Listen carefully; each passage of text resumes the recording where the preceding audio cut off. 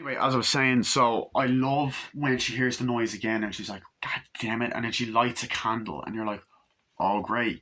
Atmosphere, suspense, let's go. Um, and she's walking up the stairs and she's kind of like hearing noises and there's nothing there. There's nothing there. And you're kind of like, oh shit, the guy was right. And she's kind of looking and then she goes, Mrs. McNeil, oh, God damn it. You know, there's a bit of suspense. What's going on? Why'd you do that? It's like, I told you, no rats. Yes, no rats. So please go to sleep. Okay, sorry, Mrs. McNeil. Good night. Good night. Walks down the stairs and all that.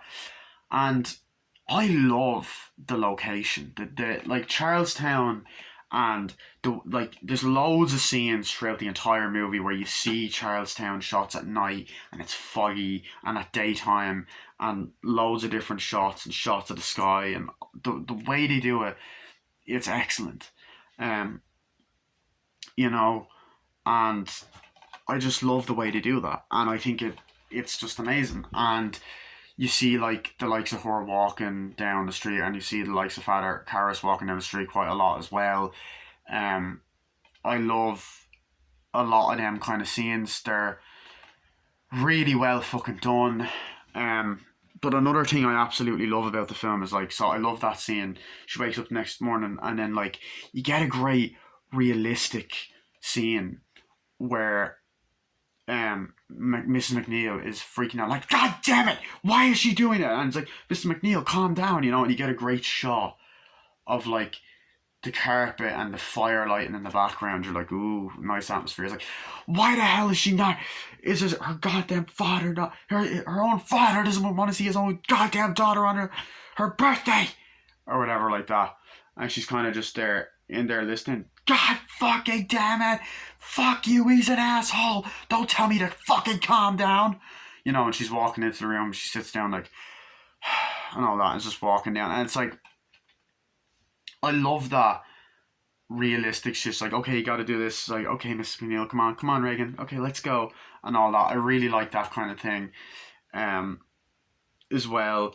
And there's a lot of scenes that I absolutely love, like between the mother and Reagan before she gets possessed.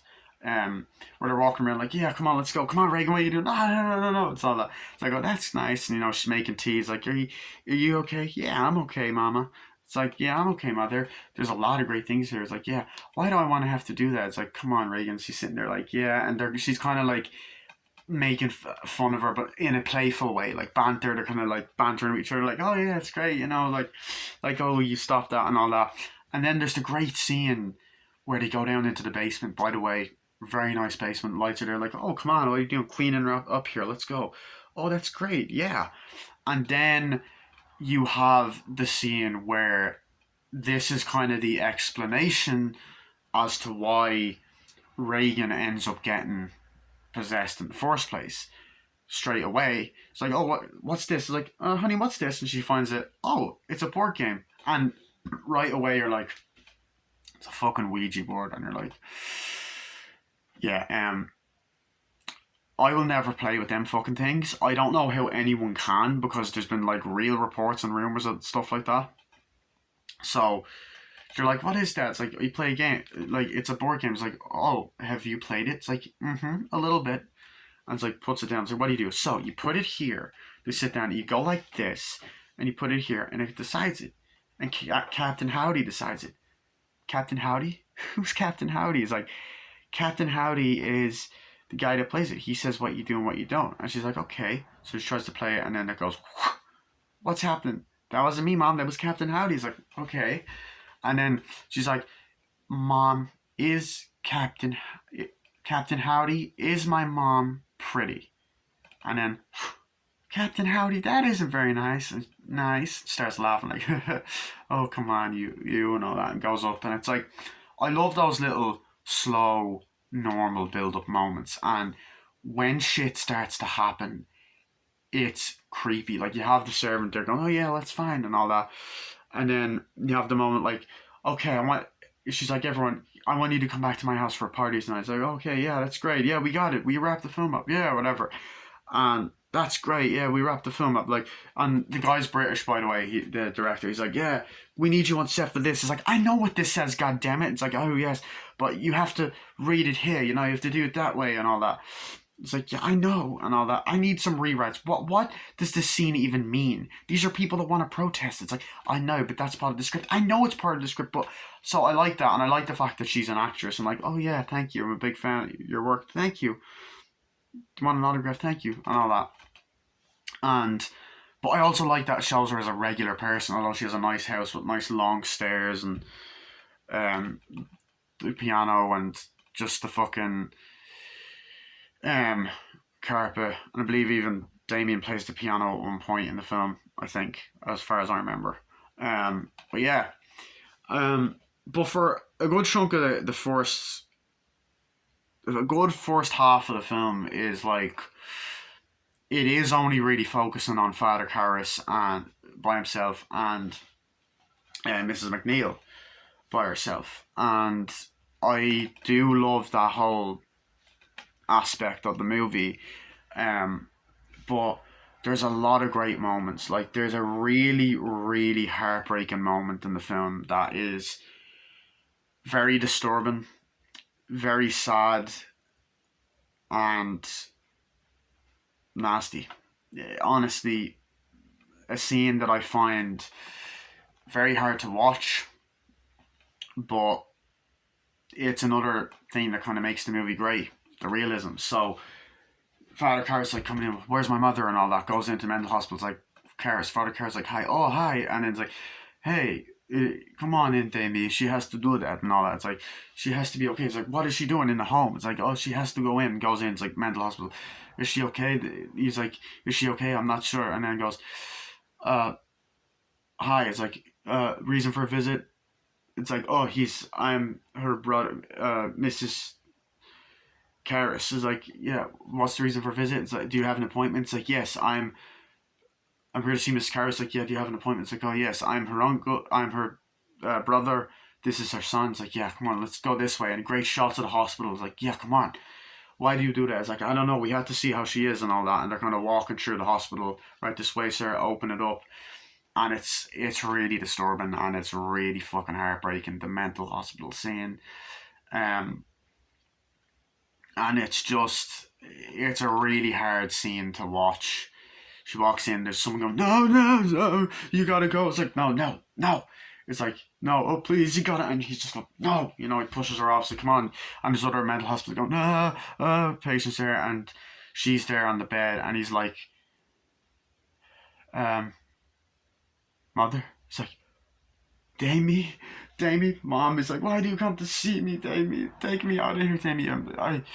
I have to get you out of here. No, Jamie, no, I can't. It's like, we need to get you out of here. No, Jamie, no. She's like, God damn it, and all that. And he's just starting to cry and break down and all that shit.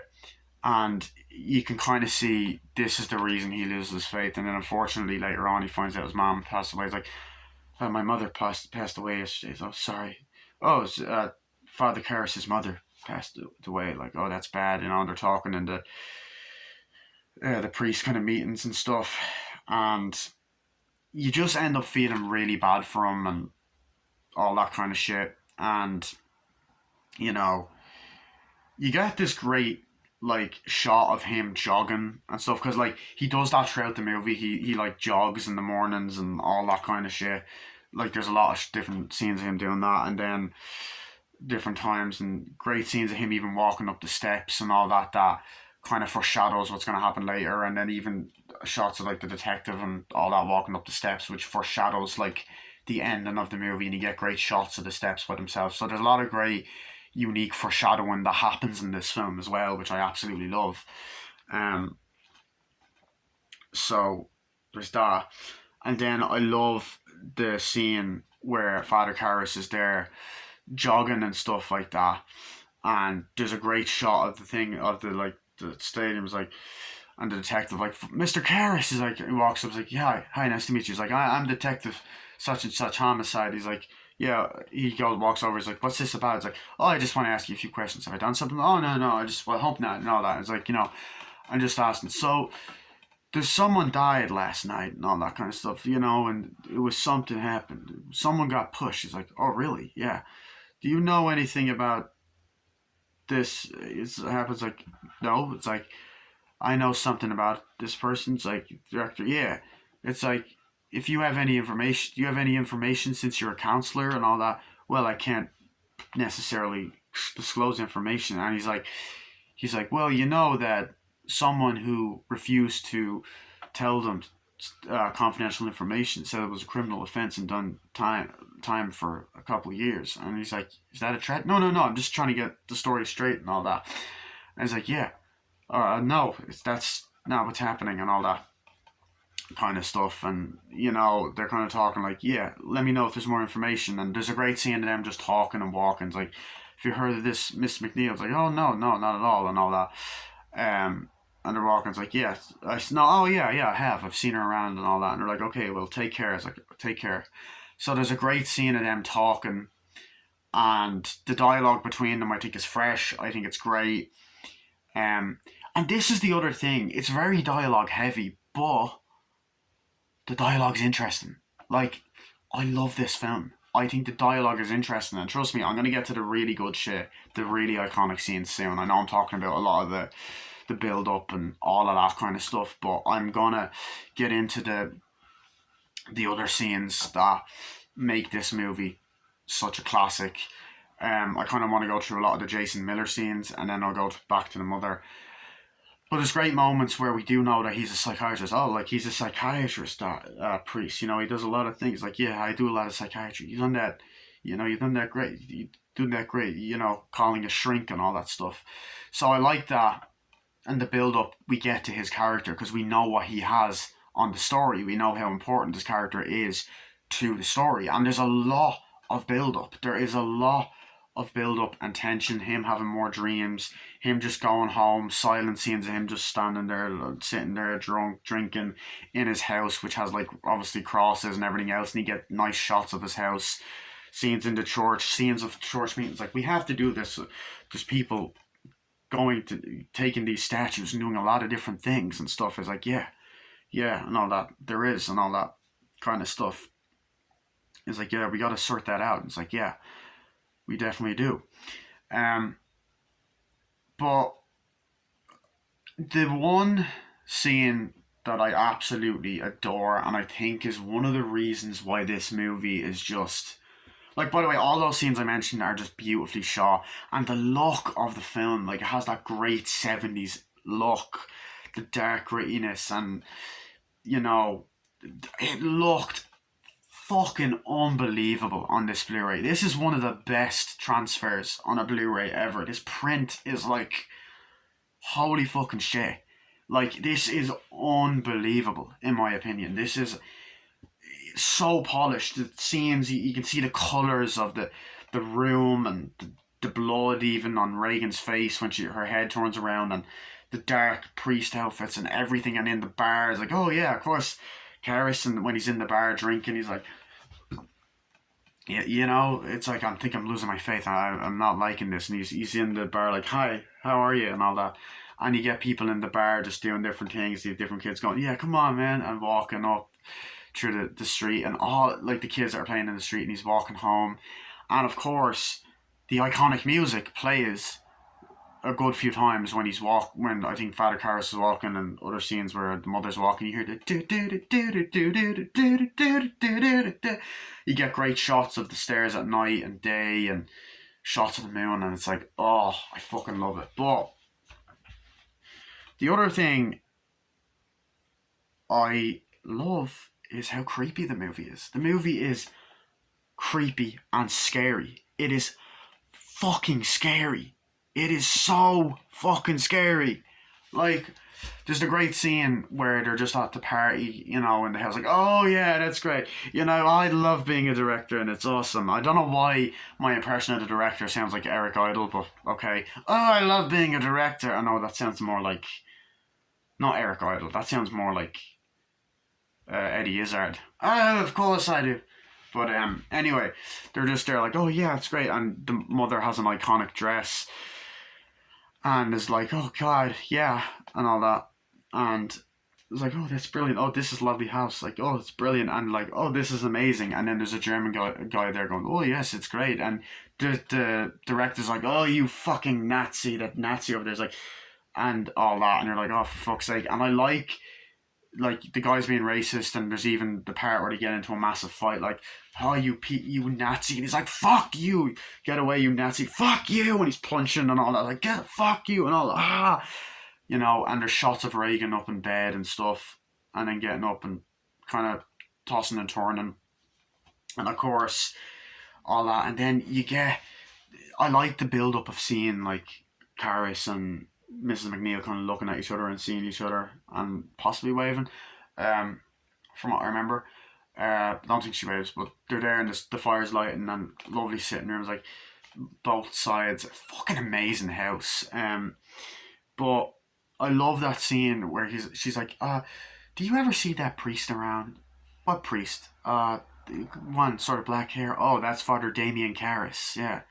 And people go, Damien, Father, come on, Father. Like, Damien, you gotta do this, you gotta do that. Like, they do call him by his name, Damien, You gotta do that, Damien, you gotta do this, Father. It's like, yeah, of course, Um, with your mother, how's your mother and all that. It's like, yeah, he's a nice priest. Mother recently passed away. I can't remember if they've mentioned it in that scene. Like, mother passed away and all that. It's like, oh, God.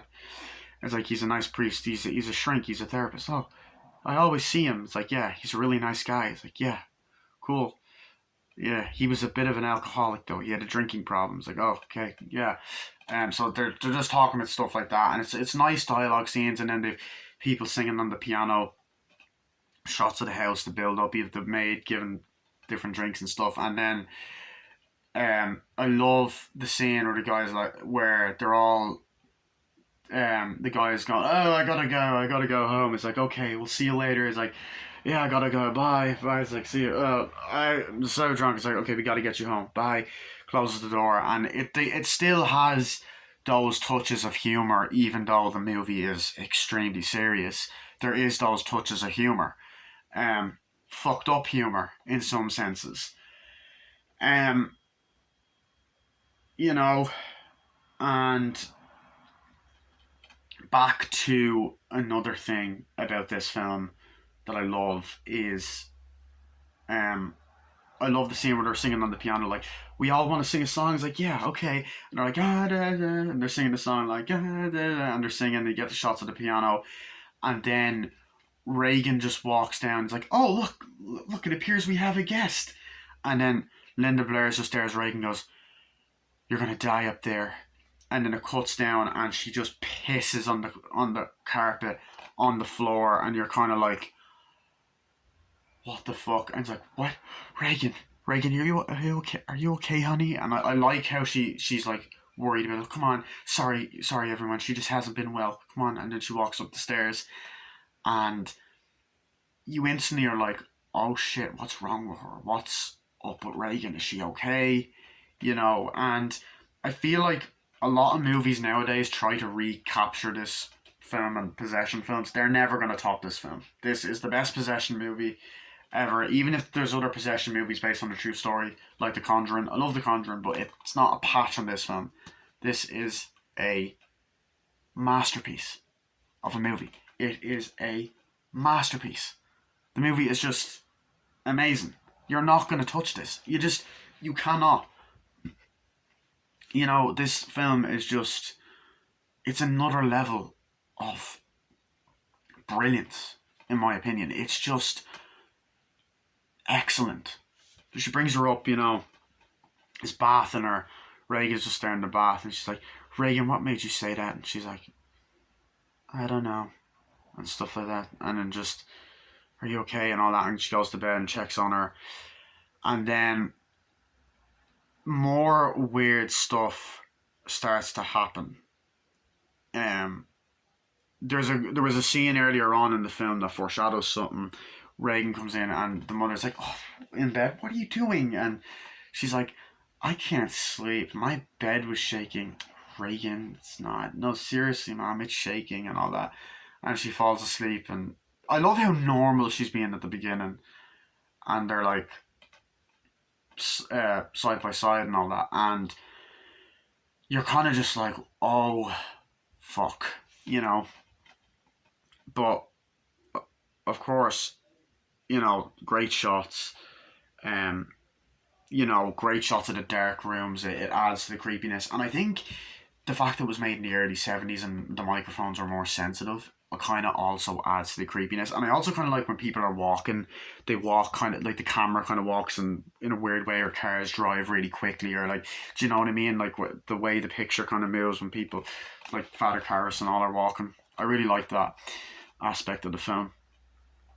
But what else do I want to talk about? So yeah, so I really love that, and then I love